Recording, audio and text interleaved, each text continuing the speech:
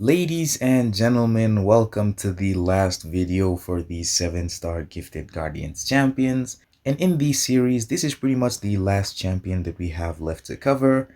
And that champion is none other than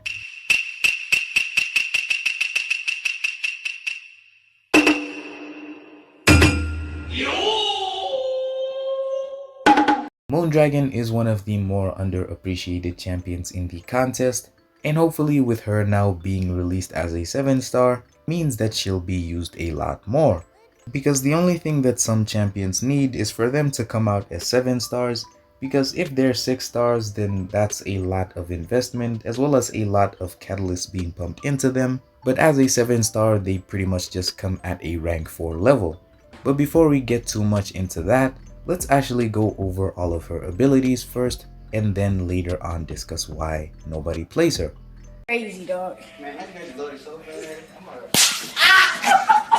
Moondragon is immune to reverse controls, and she also reduces the potency of incoming bleed, power sting, degen, and poison effects from either champions or the quest buffs by 30%. But moving on to her mind blasts, which are triggered when interrupting a heavy attack or when she hits the opponent's block with the first medium or the first light attack, and these don't actually trigger on well-timed blocks. Now once she starts a combo by intercepting a dash attack or interrupting a medium or light attack, she will then trigger Mind Blast for the entire 5-hit combo. Mind Blast deal a certain amount of energy damage and grant 1% of her max power.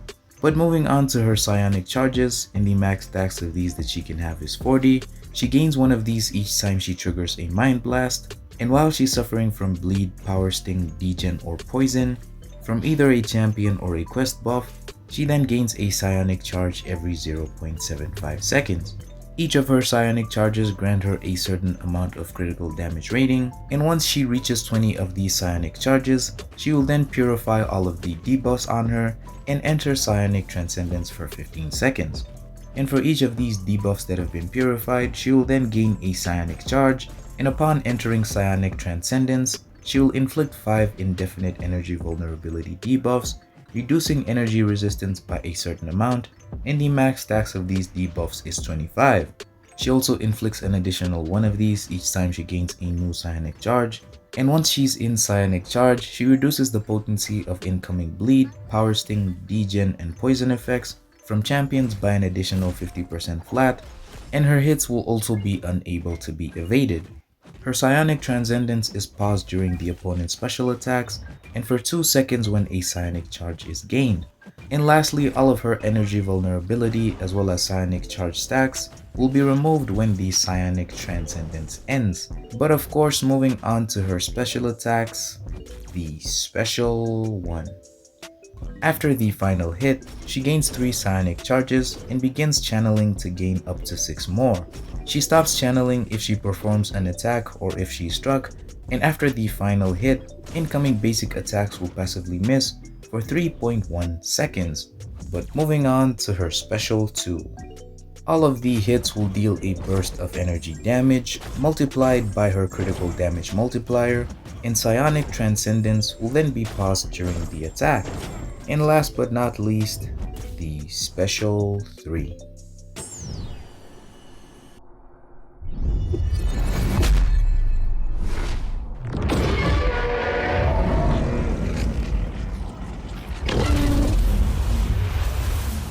It inflicts a Incinerate debuff which deals a certain amount of energy damage over 25 seconds. This Incinerate will also remove perfect block chance as well as decrease the opponent's block proficiency by 50%.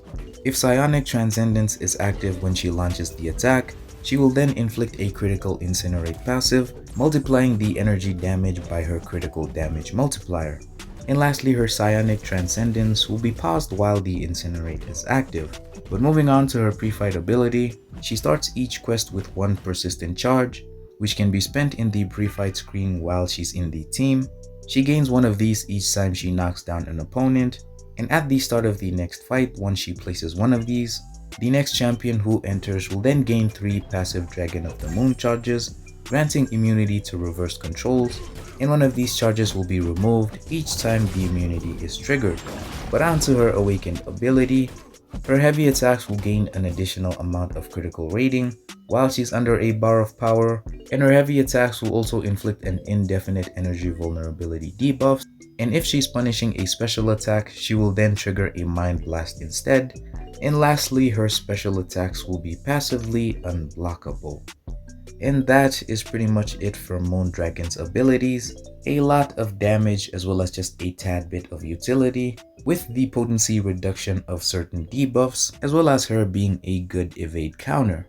But anyways, onto her attire, and sheesh, there's only one thing on my mind right now, and it's literally hers. She has a cranium. Damn! Another bold character, another one of these. But they might be onto something.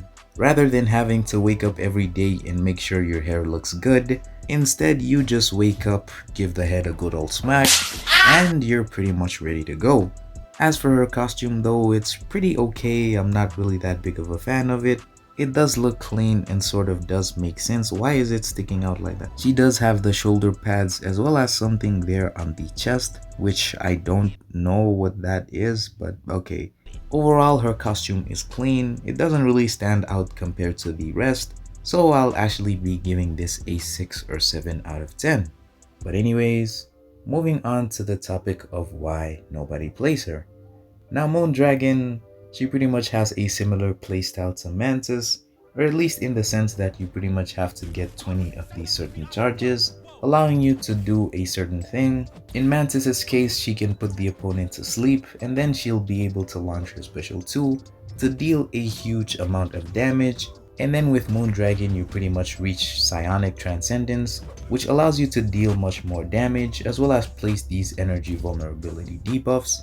But the main difference between these two champions is, one is much easier to use and has easier damage to access, while the other one is much more skill based and actually rewards you for doing much more. Mantis is a bursty type champion who you pretty much have to build up over and over again after launching the special tool, but with Moondragon you can pretty much maintain her damage for a while or even for the whole duration of the fight if you play her perfectly, if you get the intercepts, and if you keep pausing her Psionic Transcendence, which is very hard to do because the AI might not cooperate with you and you might actually get hit a bit. She's definitely a great champion that deals a lot of damage as well as has a lot of value, but at the same time I can also understand why people choose to not play this champion. She's not a comfort character to play and she requires just a bit too much from the average player, which is why she's one of the more looked down on champions in the game. But this does not mean she's a bad champion, this just means that she's a skill-based champion. One that Allison probably likes a ton, and one that tests how good you are of a player. But anyways, hopefully you guys enjoyed. Let me know down in the comments what you guys think of Moondragon. Make sure to join my Discord group, the link will be down in the description. And yeah, I'll see you guys in the next one. Peace!